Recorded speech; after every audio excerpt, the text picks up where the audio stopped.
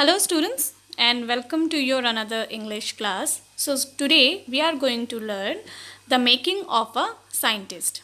I will explain you the summary of the making of a scientist.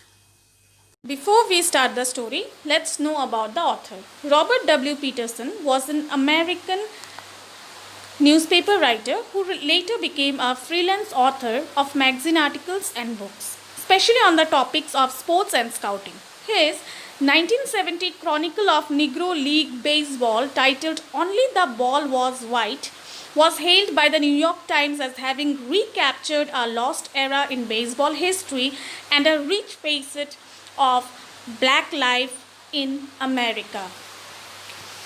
So, Richard Ebright has received the Searle Scholar Award and the Skirching Plough Award for Biochemistry and Molecular Biology.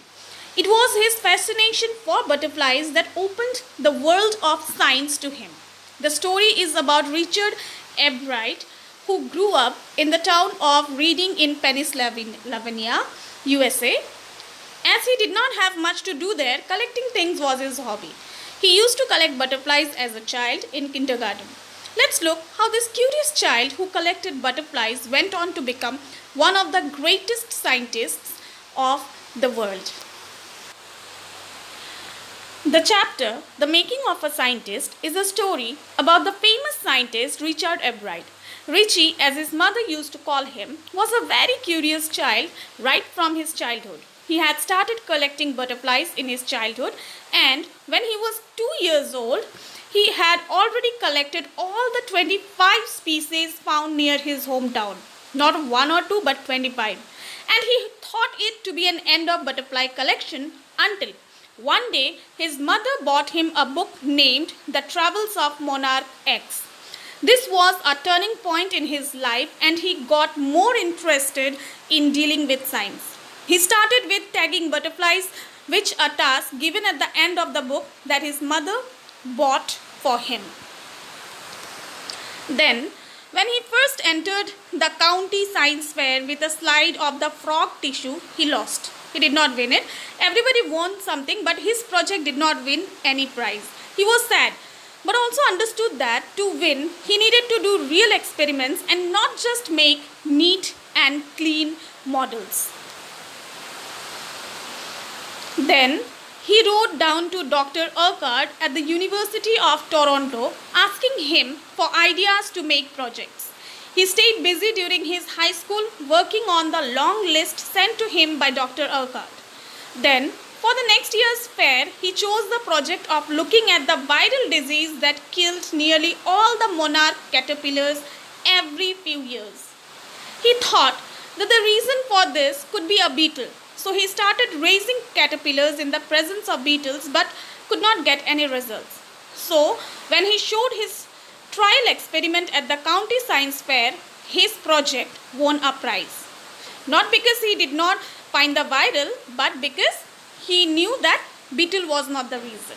For the next year, he made an experiment to show that the viceroy butterflies copied monarchs. This project also made him win prizes. Then he started his research as to the purpose of the 12 golden spots on the back of a monarch pupa. Everybody believed that it was just a design, but Dr. Urquhart thought otherwise. Then Ebright and another brilliant science student got together and made a device that could show that the gold spots were responsible for releasing a hormone that was necessary for its growth. With the help of sophisticated instruments at one of the labs, he got a chance to work and found the chemical structure of the hormone in the golden spots. One day, while looking at the photo of the chemical structure, he solved one of the biggest puzzles of life. He came to know how a cell blueprints its DNA. It was a big breakthrough and was published in a magazine. He also had many other interests and also admired his social studies teacher, as he was the one who used to give him new ideas every time. He was good at debating, public speaking, and a great canoeist. He never used to win for the sake of winning or for prizes, but because he wanted to be the best at whatever he used to do.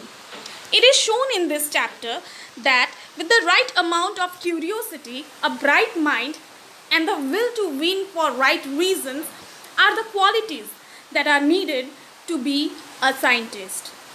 His mother also played a big role in making him what he was, as it was she who supported him throughout his journey and bought him the book The Troubles of Monarch X, which aroused his curiosity in the field of science.